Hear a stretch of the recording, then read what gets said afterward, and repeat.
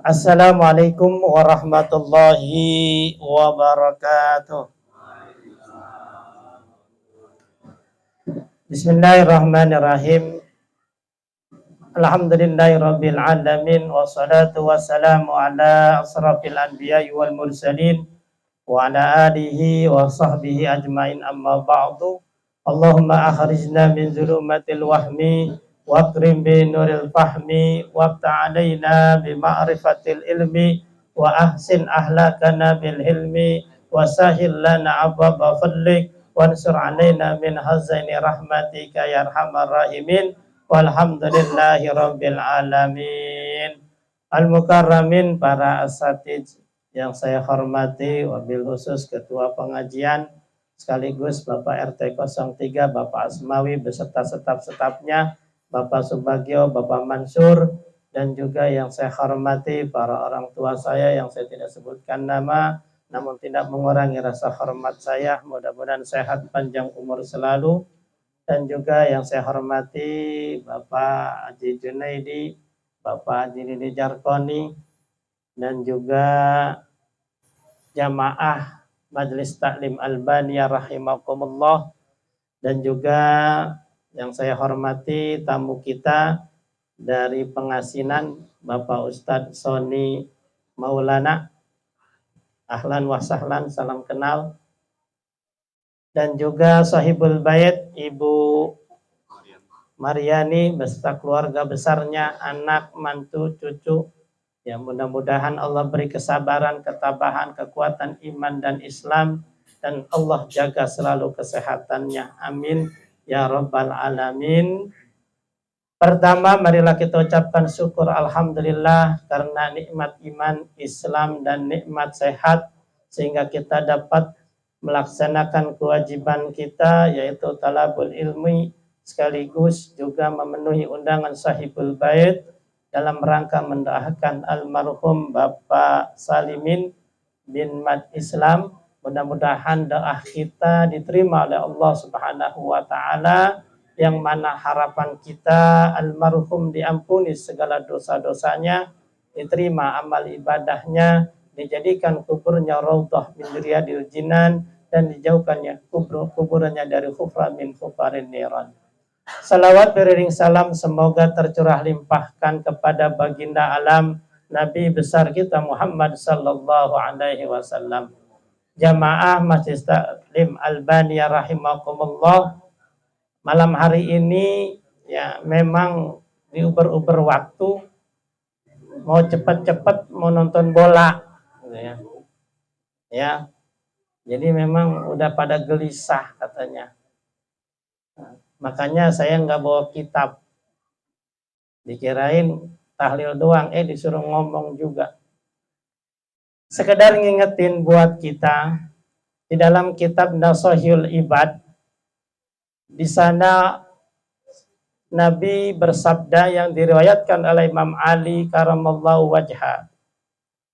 Kata Sayyidina Ali, ada 6 perkara yang membuat surga terbuka. Sekaligus 6 perkara ini membuat neraka tertutup. Siapa yang melakukan 6 perkara ini nih, dia akan masuk surga. Dan otomatis neraka tidak mau menerimanya. Jadi surga gampang banget ya. Cuman 6. Ya, gampang. Mari kita coba. Apa aja? Yang pertama, kata Sayyidina Ali, mengenal Allah. Jadi kalau orang sudah mengenal Allah, betul-betul mengenal, dia akan masuk surga. Kalau mengenal Allah itu apakah cuma kenalan doang lewat Facebook? Yang enggak lah. Yang namanya kenal itu kenal betul. Ya. Dia menjalankan perintah Allah, tahu betul kalau Allah itu Tuhannya. Yang menciptakan kita, Allah. Yang menghidupkan kita, Allah. Yang memberi kita rizki, Allah. Yang memberi kita sehat, Allah. Yang memberi kita sakit, Allah. Yang matiin kita Allah, yang ngidupin. Kalau itu udah yakin betul, masuk surga. Sekarang permasalahannya kita yakin gak? Kalau ngomong Allah, wah Tuhan saya Allah. Wah pokoknya Tuhan saya Allah. Mau dikasih duit berapapun, saya tetap Tuhan saya. Tapi kelakuannya, ya kan? Allahu Akbar, Allahu Akbar. Allah manggil. Apakah pada saat itu kita ngakuin Allah Tuhan kita? Kalau ngakuin kita kemana dong? Ke masjid dong. Ketika kita bangun, baca doa, Alhamdulillah ahyana ba'dama wa amatana, kita ngaku nikmat Allah. Saya bisa bangun, saya bisa melek subuh. Apakah kita ke masjid? Masjid enggak? Ya kan? Kalau yang yakin nikmatnya dari Allah, berarti dia kemana dong? Ke masjid. Ya, ke masjid. Ya, jadi banyak orang di mana-mana ya, ngaku Tuhannya Allah, tapi tidak yakin apa yang kita terima itu dari Allah. Bangun jam 4 bukan ke masjid, mandi, segera kerja. Kenapa? Bos, kalau telat gaji dipotong. Oh, berarti yang ngasih rizki bosnya. Ya bos, kagak mau telat. Mendingan saya nunggu daripada telat. Padahal kalau kita telat salat subuh mah, itu kan bos yang nggak ngertiin. Ya kan? Jadi kita ini harus yakin semua yang ngasih adalah Allah. Jadi jangan dimaksiatin. Maksiat itu ada dua macam. Satu, maksiat karena nafsu. Kedua, maksiat karena sombong. Makanya ada dua contoh. Nabi Adam berbuat maksiat. Setan juga berbuat maksiat. Ya kan? Dua-duanya diusir dari surga. Tapi kenapa Nabi Adam diampunin, setan enggak? Karena maksiatnya berdasarkan yang berbeda. Kalau setan, ya Nabi Adam dulu, itu berbuat dosa karena nafsu. Dibujuk sama bahkan setan mengatasnamakan Allah. Wahai Adam, kamu tahu enggak buah khuldi itu nih, kalau kamu makan, khuldi itu artinya kekal, kamu akan kekal di surga. Allah enggak mau kamu kekal di, tuh kan berarti dia menipu, membisikkan Nabi Adam dengan atas nama Allah. Nafsu Adi Adam, dimakan buah, nangis berapa tahun? 40 tahun Nabi Adam nyesel. Ya kan? Diusir dari surga. Nah, kalau setan berbuat maksiat kepada Allah berdasarkan bukan nafsu, tapi berdasarkan sombong. Ya kan? Ketika Allah memberitakan, wahai setan, ini aku ciptakan khalifah di dunia. Ku kenalkan dia dengan nama-nama di dunia. Maka bersujudlah kalian kepadanya. Maka malaikat sujud. Tapi illa iblis aba wastakbaro. Kecuali iblis tidak mau sujud. Alasannya apa? Wastakbaro. Sombong. Jadi iblis maksiat karena sombong. Apa kesombongan yang pertama? Wahai Allah, padahal sujudnya sujud tahiyah, penghormatan. Bukan sujud karena menyembah. Apa yang dia sombongin? Saya diciptakan dari api. Adam dari tanah, saya lebih mulia. Tuh, sombong yang pertama. Yang pertama. Maka manusia dibujuk, dirayu oleh setan di dunia dengan sifat ini nih. Makanya apa? Manusia sombong gara-gara nasab. Nih gua darah biru nih, sombong dah. Gua keturunan Kian Santang nih. Ya kan? Gua keturunan Prabu Siliwangi, keturunan pejabat, anak kiai, keturunan wali, sombong. Habib, habaib nih gua, sombong. Setan tuh ngajarin kita. Ya kan? Jadi kalau ada orang mengaku baik nasabnya, dia sombong berarti ngikutin ajaran. Karena setan yang pertama kali itu. Ya. Makanya kita jangan sombong, nasab. Karena yang namanya manusia yang baik adalah manusia yang paling bertakwa. Yang kedua, kenapa setan sombong? Punya kedudukan, pangkat, dan ilmu yang tinggi. Makanya menjadi penguasa di surga. Maka ketika diceritakan dalam sejarah Nabi Sulaiman, ya, di sana Nabi Sulaiman bertanya kepada tentaranya, wahai tentaraku, siapa yang bisa memindahkan kerajaan Ratu Bilqis secepat mungkin? Kan jin ibrit ngomong, saya. Secepat apa? Sekarang Tuhan berdiri, Tuhan duduk, sudah nyampe nih kerajaan Bilqis. Maka dengan punya kekuatan, kekuasaan, ilmu yang tinggi, setan merasa sombong. Nah, sekarang dia bujuk manusia di dunia dengan pangkat, dengan ilmu. Banyak orang yang berpangkat, sombong. Baru anak RT, sombong. Ya kan? Baru ngejabat RW, gua kan RW kepilih nih. Tuh. Sombong dah. Ya kan? Gua kan lurah. Tuh. Lu nggak tahu gua siapa? Ya, sombong dah. Itu siapa yang ngajarin tuh? Setan. Buat ngejerumusin manusia. Jadi banyak orang yang sombong gara-gara pangkat dan ilmu. Karena setan udah ngasih tahu.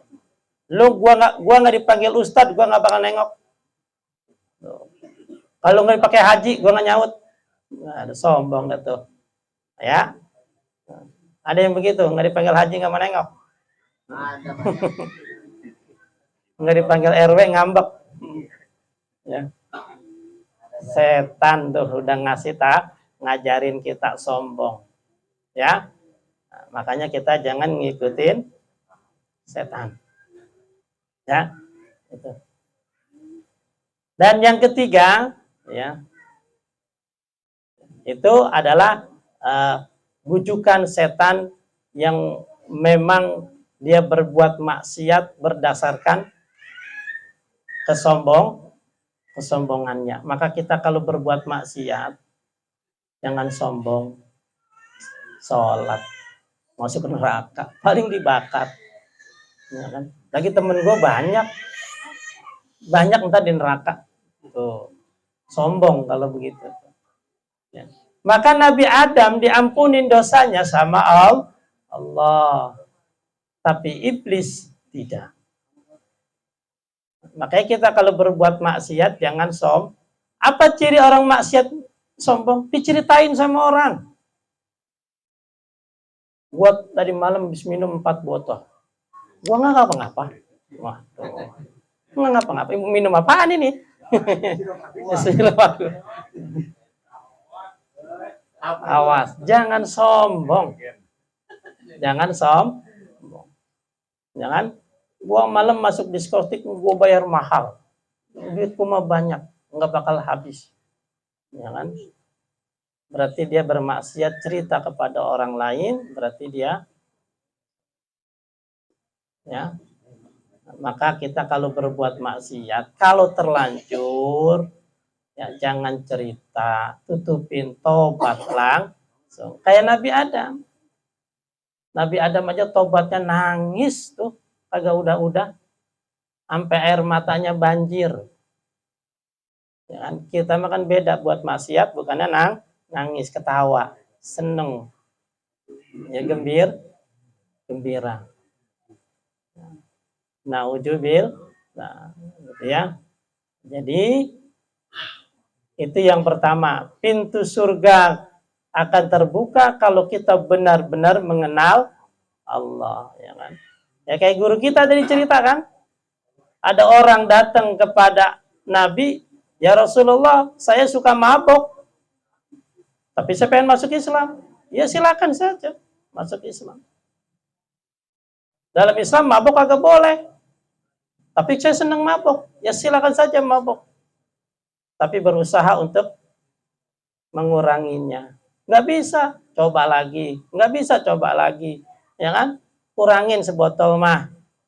Lama-lama apa kata Nabi? Setiap mau minum suruh ingat Allah. Oh, ingat Allah. Akhirnya apa? Iya ya, Allah selalu melihat. Mabok kagak bol. Akhirnya orang itu menjadi baik. Karena selalu mengingat.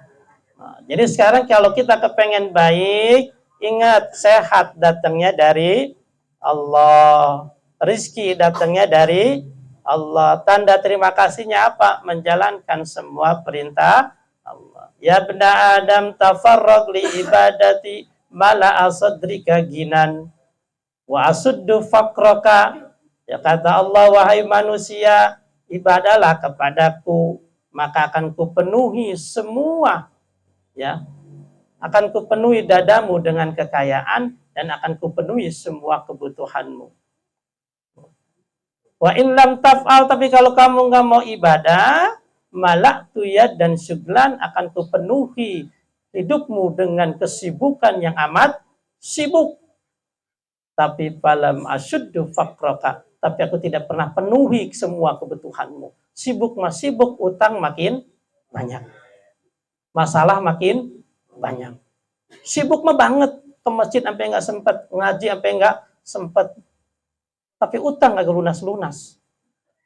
Masalah bertubi-tubi terus. Emang apa? Allah sudah berjanji, siapa yang hidupnya memang buat ibadah, maka Allah akan cukupi dadanya. Allah akan berikan semua kebutuhannya. Itu. Ya, jadi kita harus kenal Allah tuh. Kalau pengen hidupnya bahagia di dunia dan di akhir, surga nungguin. Surga, ya. Dan yang kedua, kata Sayyidina Ali, kalau kepengen masuk surga, surga kebuka, neraka ketutup, kenalin setan. Ternyata kita disuruh kenal sama setan nih. Ya kan? Sudah pernah kenal belum sama setan? Coba kenalan sama sebelahnya deh tuh. Setan itu kita tahu, setan itu musuhnya manusia. Udah pada tahu kan? Tapi kenapa setan perintahnya dilaksanakan? Berarti belum kenal.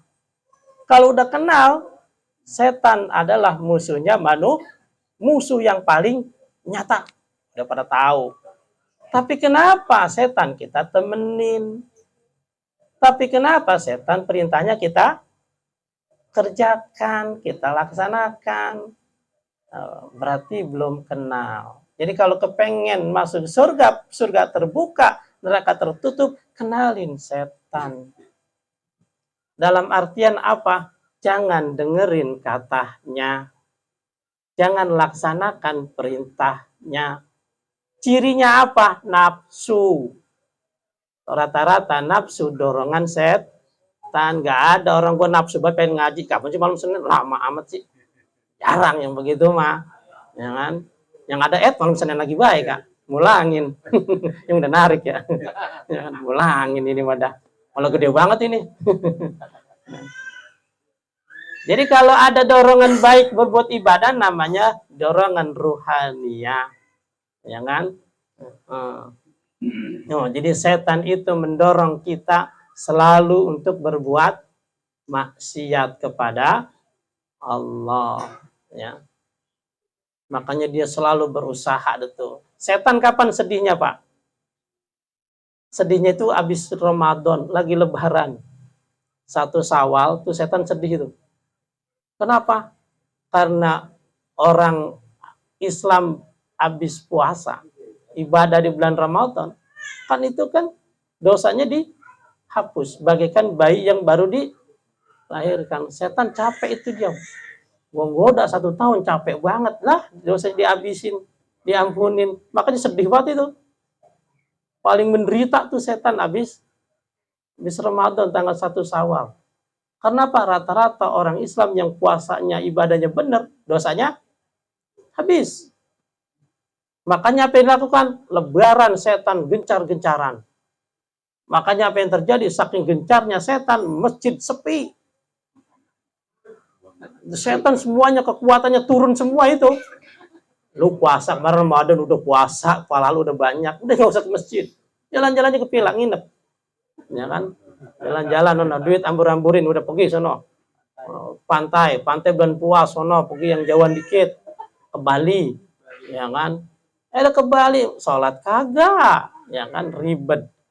Ya kan? Pengajian tutup udah. Kalau panitia bilang, tunda lagi, sebulan lagi. Setan emang itu. Dia pengen balas dendam. Kok jangan dibuka lagi kalau ntar tanggung habis Idul Adha bae. Ya kan? Setan emang lagi gencar-gencarnya. Kenapa? Karena setan memang lagi cari teman buat diserahkan. Ya. Jadi kita harus kenal betul setan. Ya. Bapak yang saya hormati, terakhir ya. Baru 2 nih. 2 aja dulu. Terakhir kita hidup di dunia ini, Allah perintahkan buat ibadah. Makanya ayat dalam Al-Quran, rata-rata ketika menyuruh ibadah, itu menggunakan kalimat bersegeralah. Bercepat-cepatlah. Dalam surah Al-Jum'ah ayat 9, idza nudiya lis-salati min yaumil jum'ah fas'au ila dzikrillah. Bersegeralah kalian mengingat, bersegera itu cepat-cepat. Jadi kalau ibadah mah Allah nyuruhnya cepat-cepat. Dalam surah Al-Baqarah juga gitu, fastabiqul khairat. Kita disuruh berlomba-lomba. Kalau berlomba artinya apa? Main cepat-cepatan, main banyak-banyakan. Jadi ayatnya disuruh main cepat-cepatan, main banyak-banyakan kalau urusan akhirat. Dalam surah Ali Imran juga Allah, wasari'u ila magfirati rabbikum wa jannatin arduha samawati wal ardh. Bersegeralah kalian mencari ampunan Tuhanmu tuh. Kalau masalah tobat, cepat. Allah nyuruhnya bersegera cepat-cepat. Tapi dalam urusan dunia, dalam surah Al-Muluk ayat 15 diantaranya, wallazi ja'alakumul arda dalulan famsahu. Tuh. Allah menciptakan bumi untukmu dengan mudah untuk dijelajahi, famsahu. Jalanlah kamu mencari ke penjuru dunia untuk makan sebagian rizki yang Allah berikan. Jadi urusan dunia Allah nyuruhnya jalan. Tapi urusan akhirat disuruhnya cepat. Makanya kenapa kita sekarang di dunia terlalu capek, kita terbalik. Dunia kita lari. Akhirat santai. Makanya ngos-ngosan kita sekarang. Udah capek duluan. Kenapa? Perintahnya disuruh jalan, kita malah lari. Akhirat disuruh lari, malah mending jalan mah ngesot gitu. Mandek. Nah, jadi kita introspeksi dari beberapa ayat ini, maka kita utamakan akhirat. Dunia cuman sementara. Allah menciptakan akhirat hanya sekedar buat transit. Ya kan? Wa mal hayatud dunya illa lahun wa la'ib. Tidaklah kehidupan dunia ini hanya senda gurau dan permainan. Percis kayak lagu Nike Ardila. Dunia ini, nah gitu ya. Bang Jambul terusin. Hanya panggung sandiwara. Ya, iya. Kayak anak kita nih Pak, mau main tuh bocah main paling lama berapa jam? Ntar juga pulang lagi kan? Nah itulah dunia, cuman main. Habis main kita pulang. Ini dunia kita cuma lagi main doang nih. Main bola, ada yang main kleci, ada yang main benteng, takupan. Ntar habis itu pulang, habis cerita. Ya, maka carilah permainan yang baik sesuai dengan Allah yang perintahkan. Ya sholat, ayo kita sholat. Ngaji, ayo kita ngaji. Bermasyarakat dengan baik. Ya, mudah-mudahan ya Bapak Salimin ini diampuni segala dosa-dosanya dan kita yang masih hidup jadi pelajaran. Pelajaran berarti buat kita kalau kita ini tidak akan selamanya di dunia. Sekuat-kuatnya orang tidak akan bisa bertahan di dunia. Sehebat-hebatnya orang pasti akan mati juga. Sepinter-pinternya orang pasti juga akan meninggal. Maka kita ingat mati sehingga kita lebih baik untuk mencari akhirat. Lebih baik kita sengsara di dunia daripada pada sengsara di akhirat. Mudah-mudahan Allah memberikan taufik hidayah buat kita sehingga kita bahagia dunia wal akhirah. Dari saya sekian, mohon maaf. Wabillahi taufiq wal hidayah. Assalamualaikum warahmatullahi wabarakatuh.